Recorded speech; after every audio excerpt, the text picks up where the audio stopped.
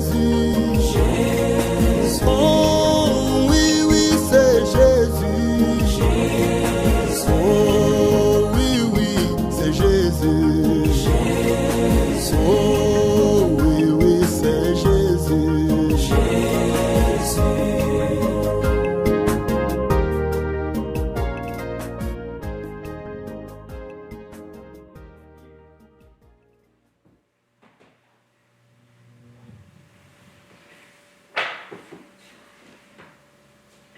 Avant,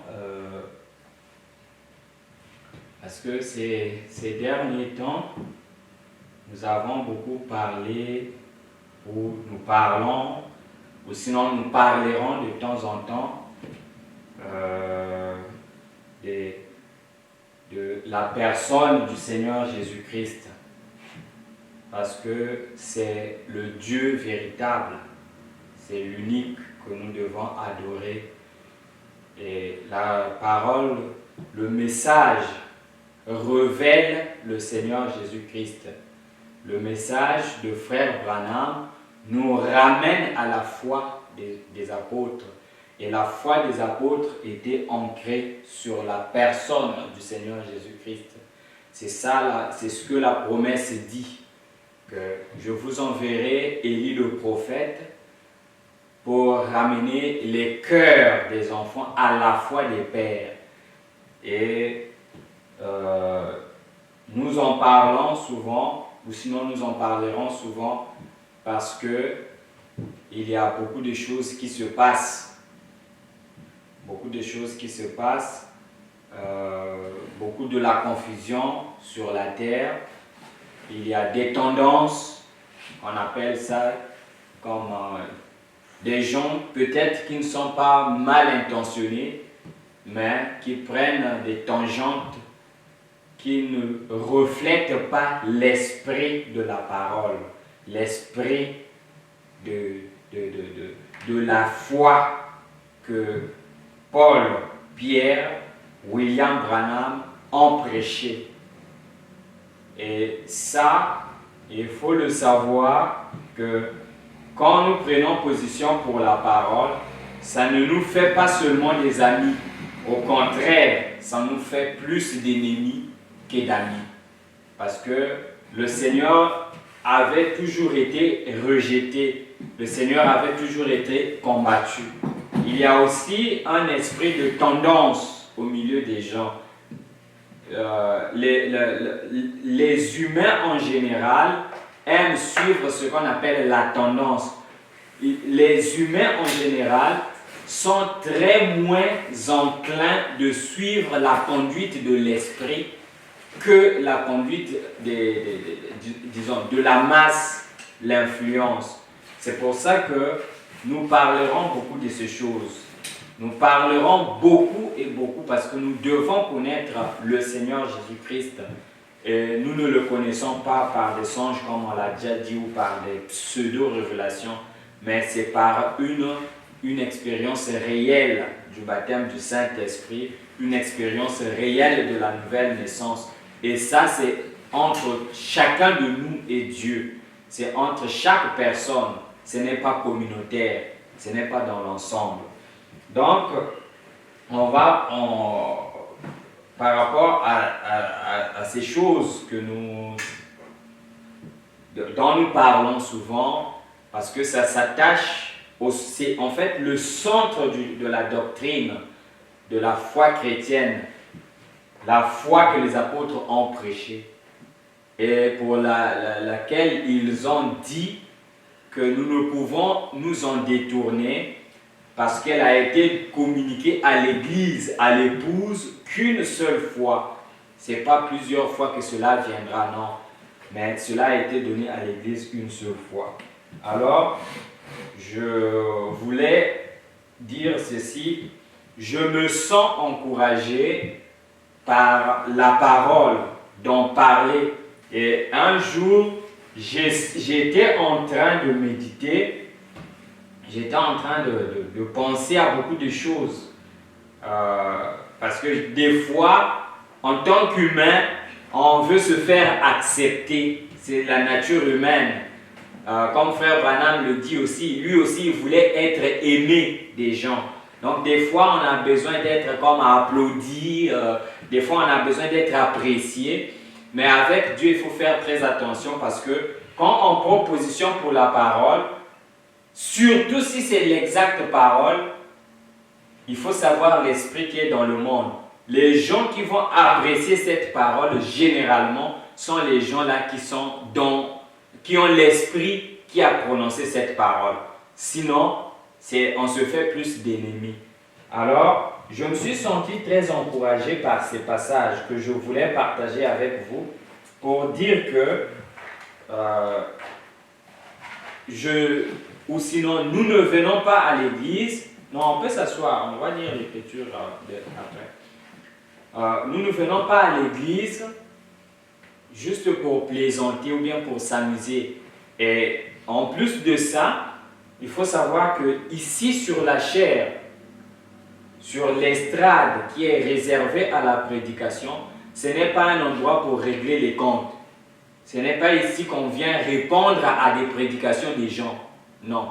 Mais ici, on vient pour parler de Jésus-Christ, montrer les erreurs qui existent pour que les gens sachent que ça c'est mauvais, ça c'est bien. C'est pour ça qu'on peut parler de quelque chose qui a été dit quelque part mais qui n'est pas correct. Mais ici, ce n'est pas pour venir régler les comptes. Frère Branham dit que ce n'est pas un endroit de théâtre. L'estrade, la chair de la prédication de la parole n'est pas un endroit pour venir s'amuser. Alors, personnellement, également, je n'ai jamais eu cette envie-là de venir jouer sur les choses de Dieu. Et à combien plus forte raison avec Dieu en plus, je n'aimerais jamais ça. Et naturellement, j'aime être discret, je n'aime jamais m'exposer. Et je n'aime jamais exposer mes affaires, ma vie, tout ça. Je n'aime jamais être comme ça. J'aime être discret. Je préfère marcher avec Dieu dans la simplicité, dans le silence, sans faire du vacarme. Sauf que le Seigneur, Dieu, par sa grâce, lui-même connaît toutes choses. C'est lui qui nous donne des responsabilités. Mais on ne va pas les chercher. On ne vient pas derrière la chair pour venir chercher pour venir rechercher effectivement une gloire donnée, une popularité donnée. Non, ce n'est pas ce qu'on vient faire derrière la chair, derrière la prédication de la parole. Il y a beaucoup de domaines dans lesquels on peut avoir de la gloire de ce monde si on en a besoin. Par exemple, je remercie Dieu de m'avoir donné des compétences en informatique. J'ai des compétences en informatique que le Seigneur m'a données. Je suis reconnaissant pour cela.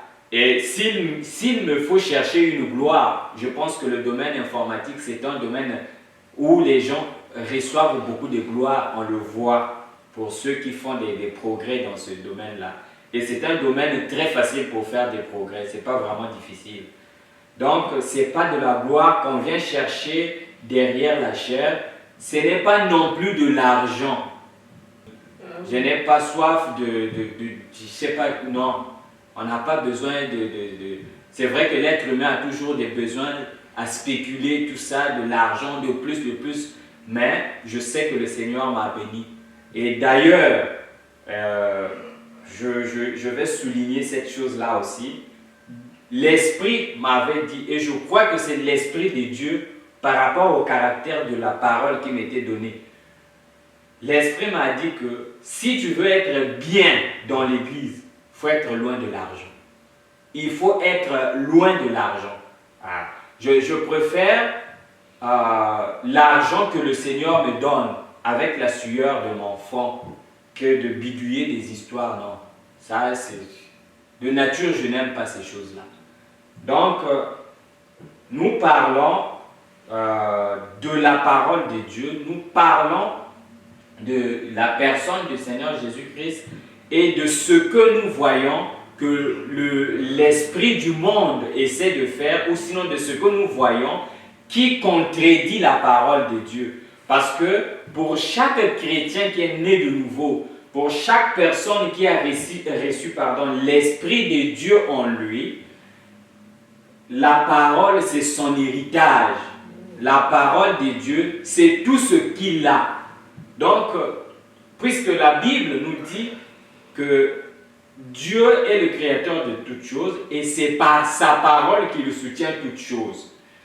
Donc, ce n'est pas pour s'amuser ou peut-être pour prendre la parole en vain. Chaque enfant de Dieu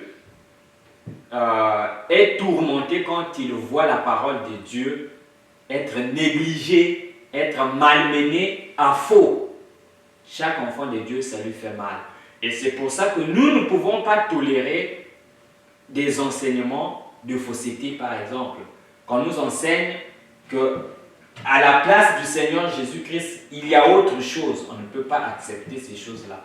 Nous ne prétendons pas également dire que non, c'est nous qui avons la vérité, c'est nous qui avons la vérité. Il n'y a aucune personne qui peut se prévaloir de la vérité. C'est le Seigneur Jésus-Christ. Parce que la Bible dit ceci, que chaque parole d'homme soit reconnue pour mensonge. Mais seule la parole de Dieu soit reconnue pour la vérité. Donc il n'y a que le Seigneur Jésus-Christ qui peut se prévaloir de sa vérité. Et chaque personne qui a le Seigneur Jésus-Christ dans sa vie, cette personne-là a la vérité. Donc ça, il faut le savoir. Alors, nous nous sentons encouragés à prendre cette position, à tenir la parole de Dieu, à se ranger du côté de Christ. Pourquoi? Par ces Écritures que je voulais partager avec vous. Peut-être qu'on peut se poser des questions. Non, mais qu'est-ce qui se passe et tout ça? Chaque fois quand on va à l'église, on parle, ou sinon peut-être de temps à autre, on nous parle de cette doctrine-là, tout ça. Qu'est-ce qui se passe? La doctrine de Branham Dieu, pour la nommer comme ça. De frère Branham, c'est lui notre Dieu, c'est lui qui nous a visités, qui a ceci, cela. Je me suis senti encouragé par ces Écritures, comme je l'ai dit, que je voulais partager avec vous. C'est dans 1 Timothée, le chapitre 4. 1 Timothée, le chapitre 4, à partir du verset 1er. La parole de Dieu nous disait ceci. Mais l'Esprit dit expressement que dans les derniers jours, quelques-uns abandonneront la foi pour s'attacher à des esprits séducteurs et à des doctrines des démons par l'hypocrisie des faux docteurs portant la marque de la flétrissure dans leur propre conscience. On va sauter un peu pour aller au verset 6. Bon, ou sinon on peut continuer même. Il dit, au verset 3, « Ils prescrivent de ne pas se marier et de s'abstenir d'aliments que Dieu a créés pour qu'ils soient pris avec action de grâce par ceux qui sont fidèles et qui ont connu la vérité. Car tout ce que Dieu a créé est bon et rien ne doit être rejeté pourvu qu'on le prenne avec action de grâce parce que tout est sanctifié par la parole de Dieu et par la prière. » En exposant, c'est cette partie quand j'ai lu au début, pendant que je méditais, je pensais un peu à tout ce qui se passe.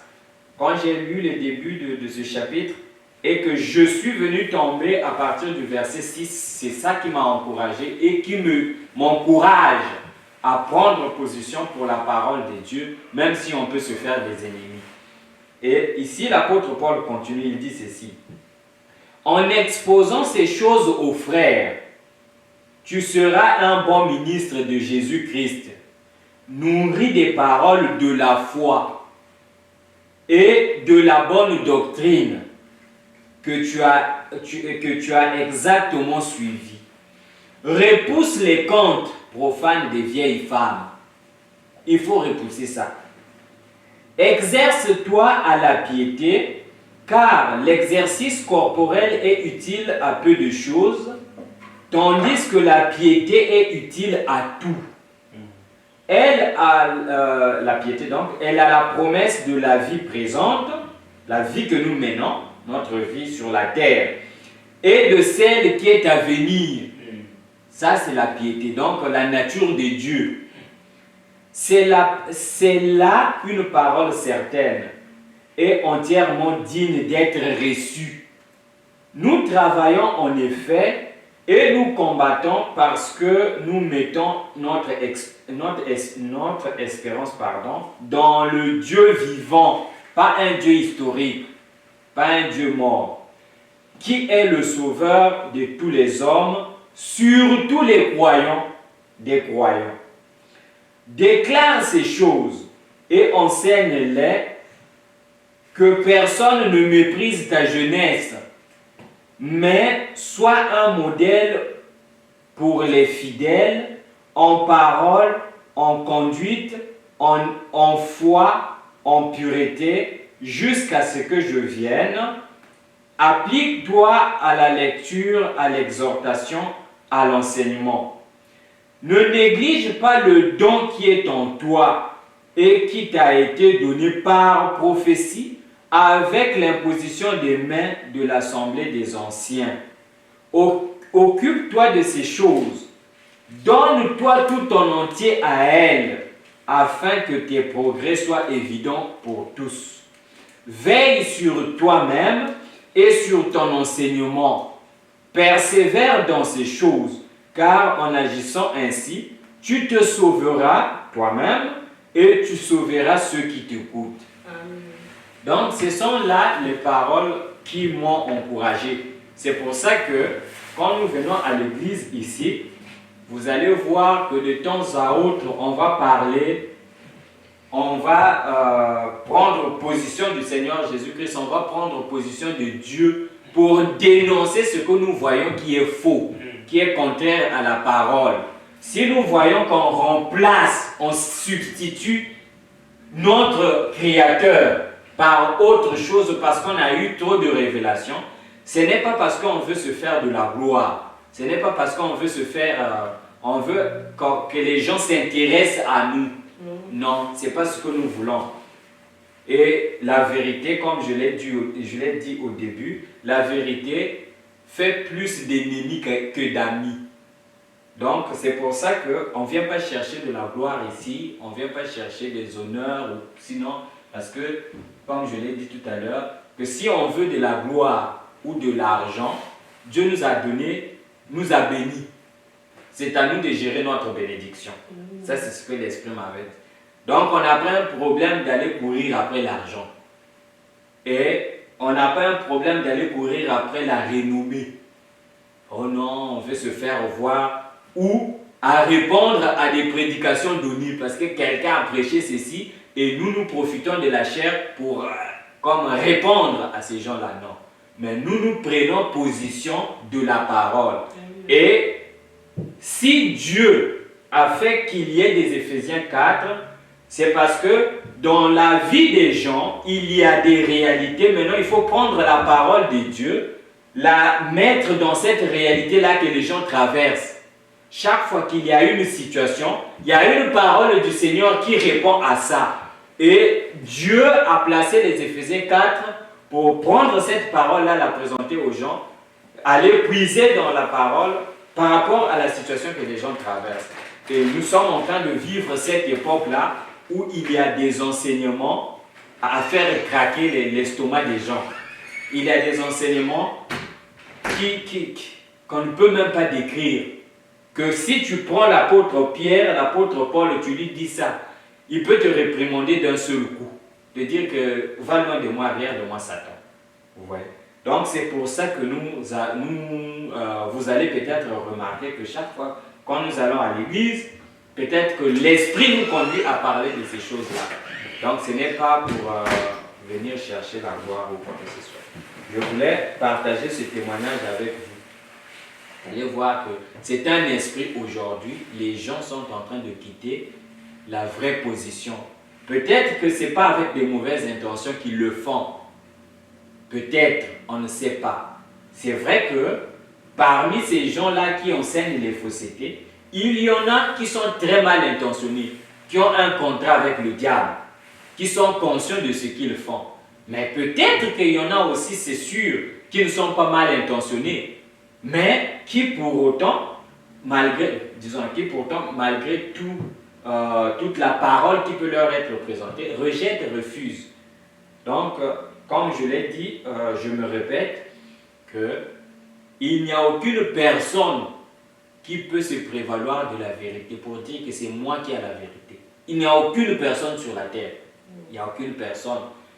C'est seulement le Seigneur Jésus-Christ. Parce que la Bible, elle, comme on l'a dit tout à l'heure, la Bible a dit que toute parole d'homme soit reconnue pour mensonge. Que seule la parole de Dieu soit reconnue pour la vérité. Donc il n'y a aucune personne qui a le monopole de la vérité. La vérité, c'est le Seigneur Jésus-Christ qui l'a. Et il n'y a aucune église qui a la vérité. La vérité, c'est seulement le Seigneur Jésus-Christ qui l'a. Maintenant, la personne qui a le Seigneur Jésus-Christ, cette personne-là a la vérité. Ouais. Donc, c'est à peu près ça. On voulait juste, c'était pour présenter cette situation-là, partager cette expérience, ces écrits que nous avons lus tout à l'heure. Ça nous donne le courage de prendre position pour la parole, parce qu'il n'y a pas plusieurs fois, il n'y a qu'une seule fois. Et c'est cette fois-là que frère Branham est venu restaurer. C'est même ça sa mission, la mission de Malachie 4. C'est ça, venir restaurer. La foi là qu'il y avait avant, la foi que les apôtres avaient, qu'ils croyaient en un seul Dieu et c'est le Seigneur Jésus-Christ. Et ils croyaient au baptême du Saint-Esprit. Ils croyaient à la nouvelle naissance.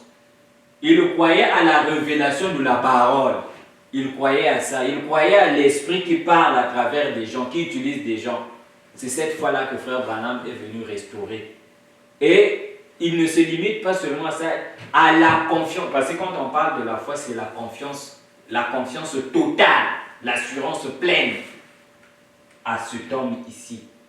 Et cet homme n'est pas seulement une photo. Ça, c'est juste une représentation. Mais cet homme est réel. Et c'est ça que frère Branham est venu faire.